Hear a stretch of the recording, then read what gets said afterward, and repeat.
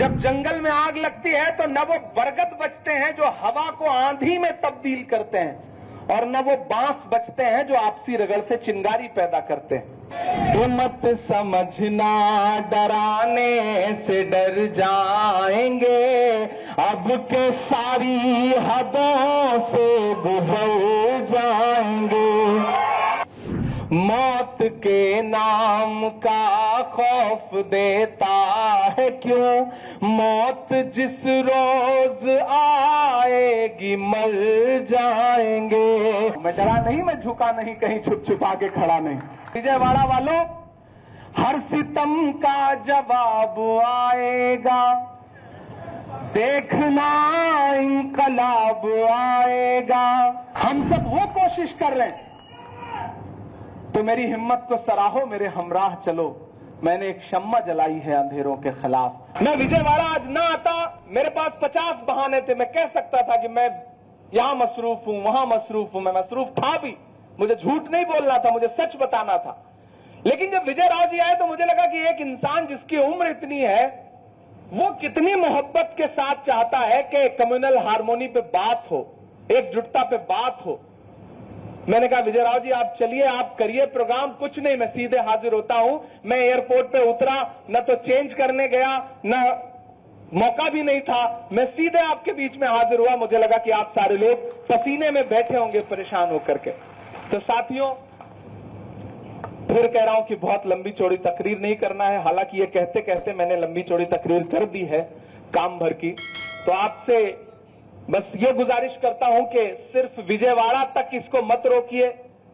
आंध्र प्रदेश में तो खुसूसी तौर पे आपके जो मौजूदा सीएम हैं, इन्होंने जिस तरह से अपने चेहरे से नकाब हटाई है, अपना रुख बदला है, इसको बेनकाब करने के लिए तो पूरे आंध्र प्रदेश के एक एक डिस्ट्रिक्ट में लोगों को जाके बताइए कि ये वही है कि जो अवतार में आए थे तो कह रहे थे कि नहीं, हम कोई आपके खिलाफ काम नहीं होने देंगे, और अगले दिन जब बिल पेश हुआ तो ऐसे खामोशी के साथ उन्होंने सरेंडर किया ना कि कोई भी शर्मा जाए। तो अगर आज दिल्ली में नफरतें उफान पर हैं, तो उसमें सबसे बड़ा मैंने कहा ना, 2 स्टेट। किसी बड़े बुजुर्ग ने कहा है कि जब जंगल में आग लगती है तो न वो बरगद बचते हैं। बरगद एक बहुत बड़ा दरख्त होता है। जब जंगल में आग लगती है तो न वो बरगद बचते हैं जो हवा को आंधी में तब्दील करते हैं, और न वो बांस बचते हैं जो आपसी रगड़ से चिंगारी पैदा करते हैं। तो ये जो बरगद हैं, इन बरगदों ने हवा को आंधी में तब्दील किया है। ये गुनहगार हैं। आने वाली नस्लें इनसे जरूर सवाल पूछेंगी, इसमें कोई दो राय नहीं। तो साथियों, आप सबको एक बार फिर से बहुत मुबारकबाद देता हूं, और यूनाइटेड फॉर हार्मोनी इस प्रोग्राम के लिए आप साथियों को एक बार फिर से विजय राव जी और उनकी पूरी टीम को और प्रशांत भूषण जी को सबको बधाई। वड्डे राव जी जिस तरह से इस उम्र में भी जो मोहब्बत के लिए उनका जज्बा है, बैठे हैं, निजामत कर रहे हैं, लंबा सा सफर तय करके आए हैं। मुझे लगता है विजय राव जी के लिए और वड्डे राव जी के लिए एक बार जोरदार ताली आपकी बजनी चाहिए। इन 2 बड़ों की कोशिशें यकीनन बहुत बड़ी हैं। अच्छा, ये भी करना पड़ेगा। मुझे लग रहा था भाषण से काम चल जाएगा।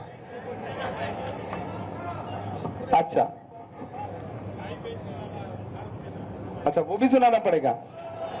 मुझे लग रहा है आज ही सारा हिसाब किताब आप लोग कर लेंगे। बहुत सारी नज़मों के लिए साथियों ने हुक्म दिया है। अब मैं खुद फैसला नहीं कर पा रहा हूं कि मैं क्या सुनाऊं। मैं बस एक छोटी सी नज़्म सुना करके आपसे विदा ले लेता हूं।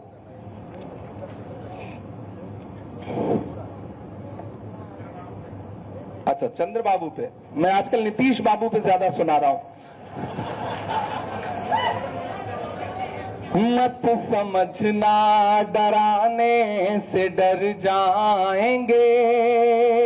आप थक तो नहीं गए हैं? थके नहीं है ना? तो मत समझना डराने से डर जाएंगे, अब के सारी हदों से गुजर जाएंगे। मैंने पार्लियामेंट में कहा था कि जिले इलाही जमहूरियत जो है वो ठसक और अकड़ से नहीं चलती है। इसी ठसक के साथ देश की पार्लियामेंट में सीए का कानून भी लाया गया था ना, याद है आपको? और होम मिनिस्टर साहब ने क्रोनोलॉजी समझाई थी। लेकिन मैं मीडिया के साथियों को उस कानून का सच बताता हूं कि उस कानून के आने के बाद आज तक, जब नारा यह लगाया गया था कि पड़ोसी मुल्कों से हिंदू भाइयों को ला करके भारत की सिटीजनशिप दी जाएगी, लेकिन आप यकीन जाने ये डेटा है पार्लियामेंट का कि आज तक जब से वो कानून आया है 2000 हिंदू भाई भी नागरिकता लेने के लिए इनके पास नहीं आए, 2000 भी। लेकिन उसके उलट पिछले 10 साल में इस देश के 15 लाख से ज्यादा लोगों ने हिंदुस्तान की सिटीजनशिप छोड़ दी है और दूसरे देशों में जाकर के बस गए। मैंने उस दिन उनके मुंह पे कहा तो वो बगले झांकने लगे। मैंने कहा आप इसी जिद के साथ किसानों के खिलाफ भी कानून लाए थे और आपने बड़े बड़े फायदे गिनाए थे किसानों को कि ये जो फॉर्म्स लॉ हैं इनके बड़े फायदे हैं। जैसे आज वक्फ के कानूनों के बड़े फायदे गिना रही है भाजपा, मतलब ये कह रही है कि हम मुस्लिम बहनों के इंसाफ की बात कर रहे हैं, हम मुस्लिम बहनों को उनका हक देंगे। मैंने कहा बिल्किस बानो के बलात्कारियों की रिहाई पर उन्हें माला पहनाने वाले मुस्लिम बहनों के हक और इंसाफ की बात कर रहे हैं। उन्होंने कहा हम गरीब मुसलमानों को इसमें हक देंगे। मैंने कहा माइनॉरिटी मिनिस्ट्री का बजट कट करके, मौलाना आजाद नेशनल फेलोशिप बंद करके अब ये कह रहे हैं कि वक्फ के पैसे से मुस्लिम बच्चों की पढ़ाई पे ध्यान देंगे। उन्होंने कहा हम गरीब मुसलमानों का भला करना चाहते हैं। हमने कहा तबरेज अंसारी से लेकर, पहलू खान से लेकर के, अखलाक से लेकर के कई सारे लोगों को मॉब लिंचिंग में मारने वाले लोगों की हिमायत करने वाली पार्टी के लोग ये कह रहे हैं कि हम वक्फ बिल से मुसलमानों की हिमायत की बात करेंगे। तो मेरे भाई, इसलिए मैं आपसे ये कह रहा हूं कि अल्लाह ऐलान ये कहिए कि मत समझना डराने से डर जाएंगे, अब के सारी हदों से गुजर जाएंगे, मौत के नाम का खौफ देता है क्यों, मौत के नाम का खौफ देता है क्यों, मौत जिस रोज आएगी मर जाएंगे, मत समझना कि हमने ज़मज़म दिया आबे गंगा दिया। विजय राव जी के बुलाने पे इमरान यहां खड़ा है और हम सब मिलकर मोहब्बत की बात कर रहे हैं। शफी भाई के बुलाने पे प्रशांत भूषण जी अगर बैठे हैं और वो मोहब्बत की बात कर रहे हैं मोहित हसन साहब के साथ, तो यही तो वो हिंदुस्तान है जिससे डरती है भाजपा, जिन तस्वीरों को देखना नहीं चाहते हैं नफरत वाले लोग। कि हमने ज़मज़म दिया आबे गंगा दिया, तुमने भारत को दंगा ही दंगा दिया। और अगली जो तो लाइन है ना, उस पर तैयार रहिएगा, आपका एक एक हाथ उठना चाहिए कि हमने ज़मज़म दिया आबे गंगा दिया, तुमने भारत को दंगा ही दंगा दिया, तुमने एक रंग के ख्वाब देखे मगर, तुमने एक रंग के ख्वाब देखे मगर, हमने हिंदुस्तान को तिरंगा दिया।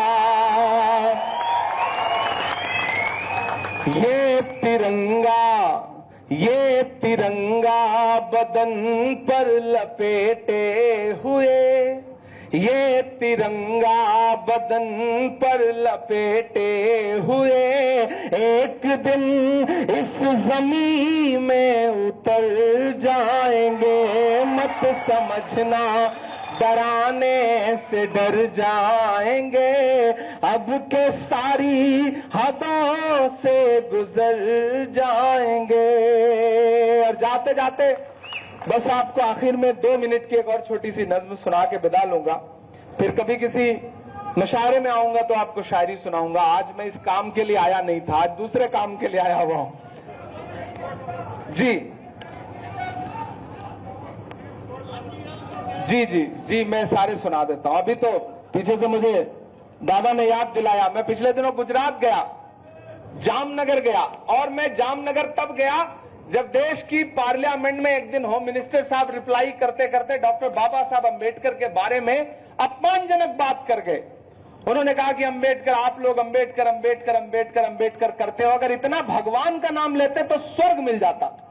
मैं सामने बैठा हुआ था, मैं पहला आदमी हूं जिसने सबसे पहले इस बात को पकड़ा, और मैंने बाहर निकल करके मीडिया से कहा कि आज होम मिनिस्टर साहब ने डॉक्टर बाबा साहब अंबेडकर का अपमान किया है और इसका खामियाजा उन्हें भुगतना पड़ेगा, उन्हें देश से माफी मांगनी पड़ेगी।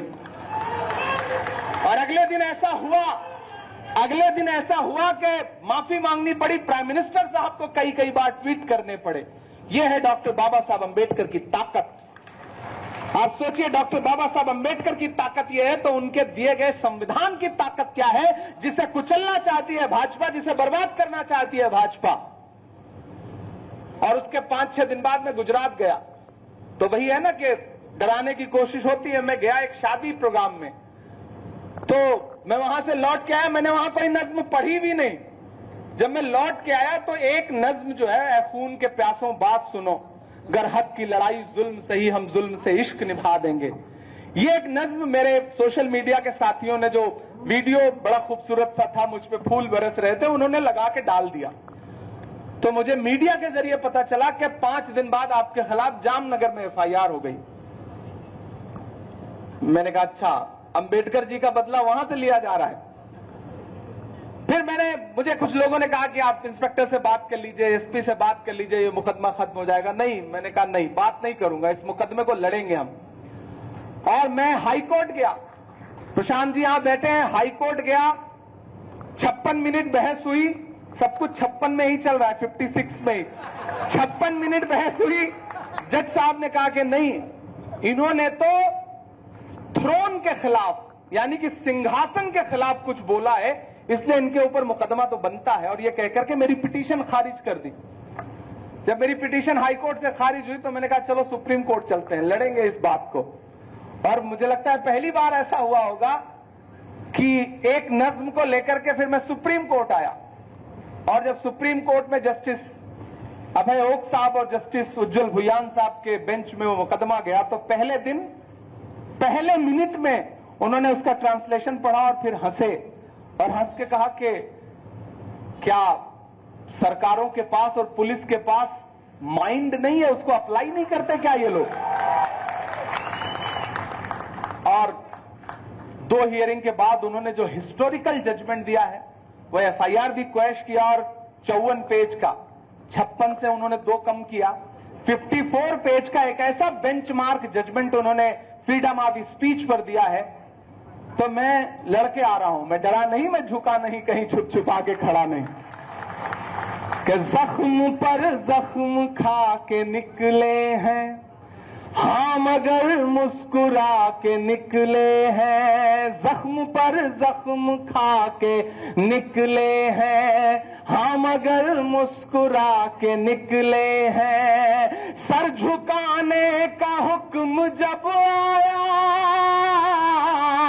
सर झुकाने का हुक्म जब आया, और भी सर उठा के निकले हैं।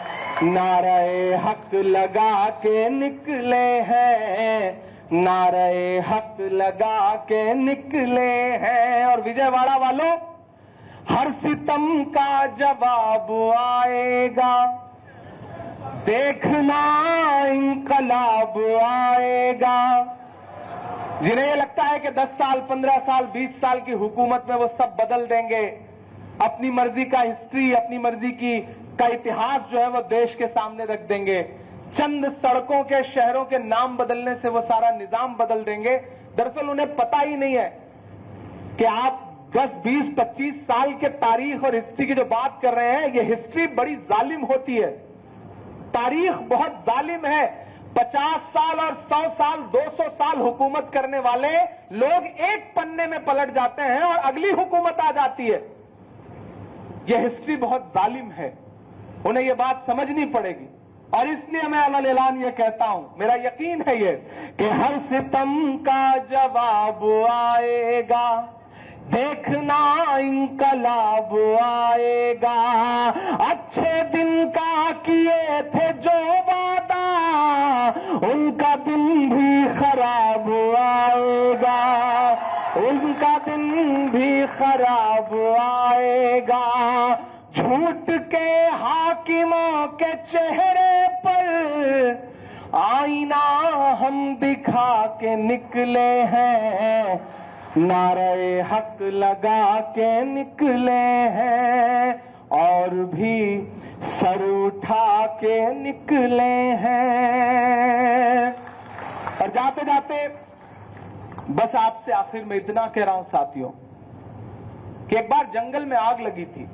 जंगल के सारे जानवर परिंदे अपना घर छोड़ के भाग रहे थे, आशियाना छोड़ के भाग रहे थे। एक नन्ही सी गौरैया, एक बहुत छोटा सा परिंदा होता है ना, देखा है आपने, बहुत छोटा सा, गौरैया बोलते हैं उसको हमारी तरफ, आपकी तरफ कुछ और बोलते होंगे। वो नन्ही सी गौरैया अपने जलते हुए घोंसले को देख रही थी और पड़ोस में जो एक दूसरा दरख्त था उस पर बैठ करके उसकी आंख में आंसू थे। एकाएक उसके अंदर हिम्मत आई, उसको लगा कि ये दहकती हुई आग मेरा आशियाना जला दे रही, पूरे जंगल को जला दे रही। तो पड़ोस में एक और जंगल था जहां पर एक तालाब था, उसमें पानी था। वो उड़ती हुई उस तालाब के ऊपर गई और अपनी चोंच, नन्ही सी चोंच में जो 2 बूंद पानी भर सकती थी ना, वो भर करके उस दहकती हुई आग के ऊपर उड़ करके आई और अपनी चोंच का 2 बूंद पानी छोड़ दिया। फिर पलट के गई, फिर चोंच का 2 बूंद पानी लेकर आई, फिर गई, फिर लेके आई। ये करते करते जब वो बहुत थक गई ना, तो वो सामने जो पेड़ था उस पर बैठ के थोड़ा सा सुकून की सांस लेने लगी। तो वहां बैठे हुए अजगर ने उससे कहा, क्यों री गौरैया, तुझे क्या लगता है तेरे 2 बूंद पानी से जंगल की इतनी बड़ी आग बुझ जाएगी?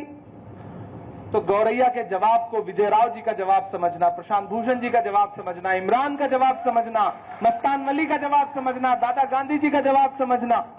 गौरैया ने अजगर से कहा कि मुझे यह पता है कि मेरे 2 बूंद पानी से शायद जंगल की इतनी बड़ी आग का कुछ ना बिगड़े, लेकिन उससे भी बड़ी बात मुझे यह पता है कि आने वाले दिनों में जब जंगल का इतिहास लिखा जाएगा तो मेरा नाम आग लगाने वालों में नहीं बल्कि आग बुझाने वालों में लिखा जाएगा।